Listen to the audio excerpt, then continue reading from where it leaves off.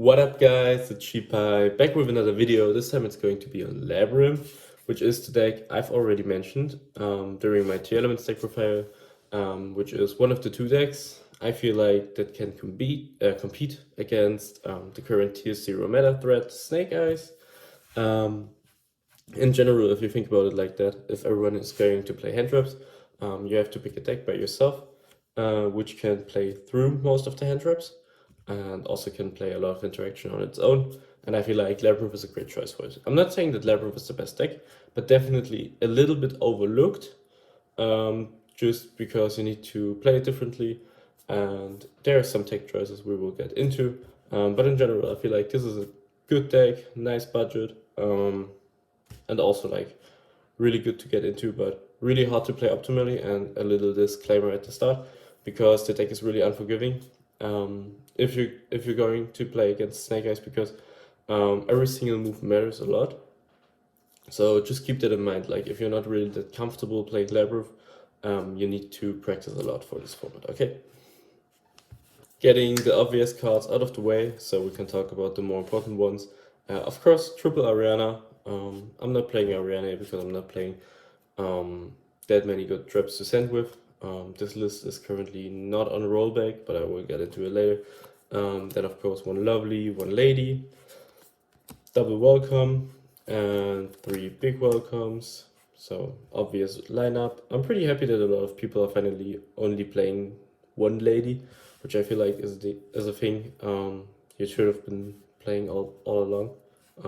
But finally, this is like common sense, or like accepted as common sense to only play one Lady. Of course, you can cite the second one, which I almost always do, depending on the matchups like Runic and Labrynth. Then triple furniture, also triple furniture, and 2 Ku Klux. Not playing 3 because what you have to think about is it gets really iffy if you compare ratios. Okay, so you have the 2 clocks, and then you have like your 6 furnitures. And so you're playing a 6-2 ratio of cards you want to see together. Like those 6 are fine to draw by yourself, but these 2 really need something else. Of course, it's not only the furniture to make it work, but going second, it's like most likely only the furniture, even though you have cards like Aras and stuff. But in general, I feel like you shouldn't max out on it and rather draw a hand trap than the 3rd Ku Klux, or like if you already have a Ku Klux in rotation, it gets really redundant. Like you don't want to have 2 in rotation. Like there's really not that much of a benefit from it, other than maybe you have one in the graveyard and it gets banished, so you want to get a second one into rotation. But in general, like you don't really need one. And same goes for these technically, but the thing is, like, you really want to see them going first and going second at the opening hand. So it's not really possible to play less of these. Like maybe cut a Chandelier down, but even then you get into like iffy scenarios, because then you're playing a 5-2 ratio, which is also weird. You're having less chance to open the Ku Klux combo going first. So like there's some merit to it, but in general, a lot of scenarios which would not happen get a lot weirder if you only play 5 furniture. So I feel like you should be maxing out on that. And now that we get the obvious cards out of the way, we can finally talk about the important things. So I'm currently playing 3 areas to backtrack. I also have a version where I don't play them, but with rollback. In general, like I feel like you have to decide between one of the 2, either like playing these cards or playing rollback, because rollback and these cards don't synergize with each other, but like the Labrynth strategy by itself does. So you have to pick one or the other, and for this format you really want to max out on interactions going second, and so this gives you more interactions in general.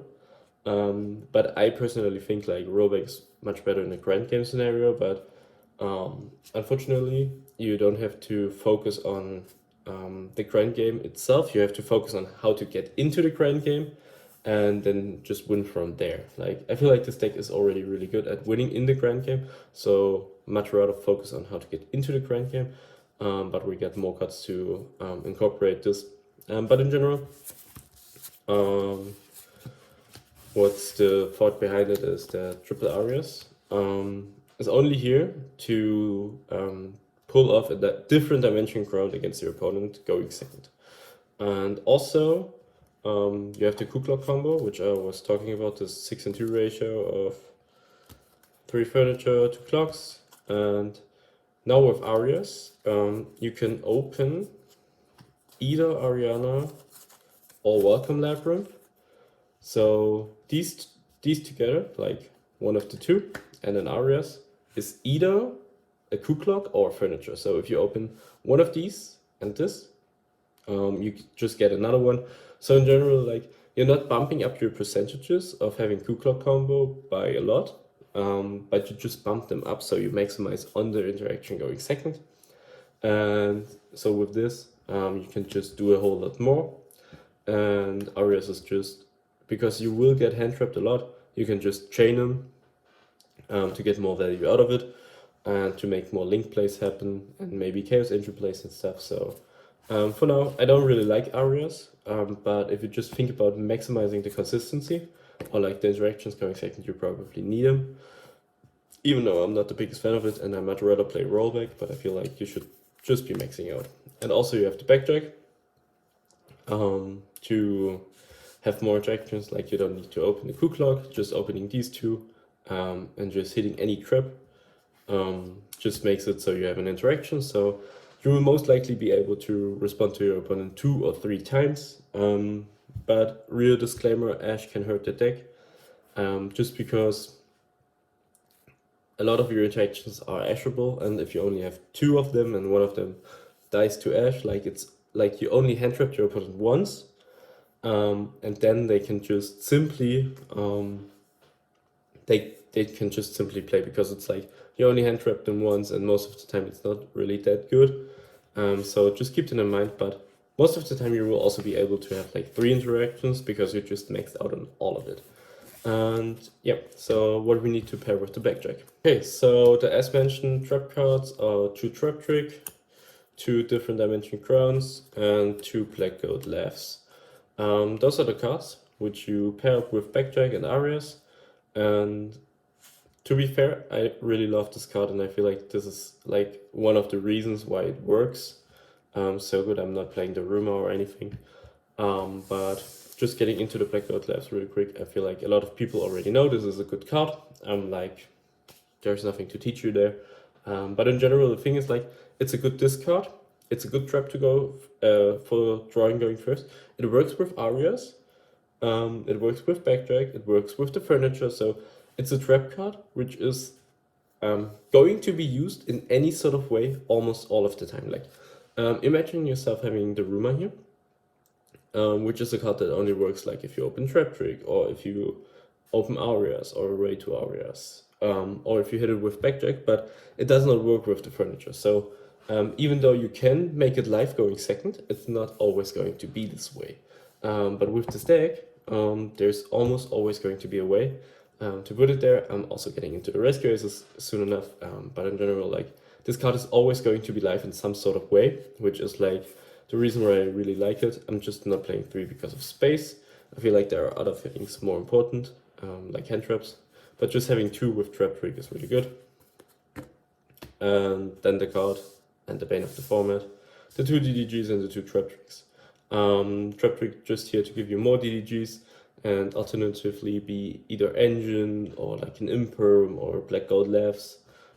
So just having a lot of utility, and to be able to hit with backjack or Aras, which is really good. So the card works with all of the scenarios. And then DDG. I really hate this card, but it's like necessary because you're essentially playing a shifter deck without shifter. So you just shotgun this on your opponent, like when they go first. And there are surprisingly a lot of ways to do it. Like, it's not really that inconsistent, or like if you don't get to this, you will most likely have other hand traps. A good thing about it is your opponent cannot cross out it, because even though I really hate crossout and I don't feel like crossout is a good card, a lot of people are playing crossout, which is fine. But this is just like another advantage of this card. that your opponent is not able to hinder you with crossout from resolving this card on them. So you really interacted, or like, no, you did not interact with them, but like, you stopped them even though they had a hand trap out. So this is a good thing. And this is also why I feel like this list is currently necessary, but at the point where you don't need this many interactions, I will be playing Rollback, most definitely, because I feel like it's just better, but not for this format. So we're finally getting into the card, which I think makes the deck playable, or like, I could not imagine the deck without the card, which is Rescue Ace, Impulse, and Fire Attacker. Those cards are pretty insane. I highly recommend everyone trying it out, because I feel like those cards are broken. The only bad scenario is like if you draw these two together, then you cannot resolve the Impulse. But I'm just taking the risk, because if you feel like it, this is just a gamma tribal ratio, like side frames, but you cannot draw them together, which is a bummer, sadly, but I feel like it's insane. This card is just furniture number 7, 8, and 9, or like sometimes better. So what it does is like when your opponent activates a card, or a monster effect on the field, you can chain it, tribute it for hand or field, which is really important, so you can normal summon it for Big Welcome, just giving your opponent the knowledge, but then you can also use Big Welcome to summon this one out of the deck, and this one says if your opponent adds a card to their hand, by any means, so important, in later turns, you can Big Welcome, bounce a monster from them, they added it to the hand, or even a spell trap, then you can also trigger the Fire Attacker to draw to discard 1. So essentially you're accumulating a lot of resources over like a few simple steps, or like a few simple turns. And so I feel like this is what makes the deck tick, because if you really think about it, you're getting 2 cards deeper in your deck, and also filling it out by 1, because you're summoning out of the deck. And now you have combinations like Black Goat Laughs, which is a good discard. So like if you draw into it, you can just pitch it, and this essentially became something like an imperm, but also a hand fix. You can draw into the backjack and discard the backjack, which is really nice.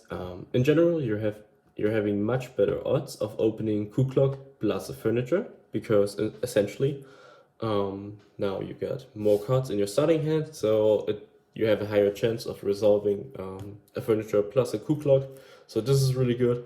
And also Big Welcome plus Aras becomes combo, or like an interruption, because if you just open Aras and Big Welcome, you cannot just summon the lovely lady and pop a card, because you have no body to bounce. But with this, you finally have a body to bounce, so you can draw into these two, or like draw into one of the other and just resolve it. Or like if you just get a welcome Labrynth to it, you can pitch the Big Welcome and you get even more interactions. And in general, like it really raises the ceiling on how many interactions you have on your opponent's turn. And sometimes you just play more Yu-Gi-Oh than they do on their own turn, which is like a really nasty but effective way of playing the game. So this combo just makes everything better. Like if you really think about it, you see these cards and everything just gets more consistent. You have no drawbacks of it other than just drawing these two together and adding 1 brick into the deck.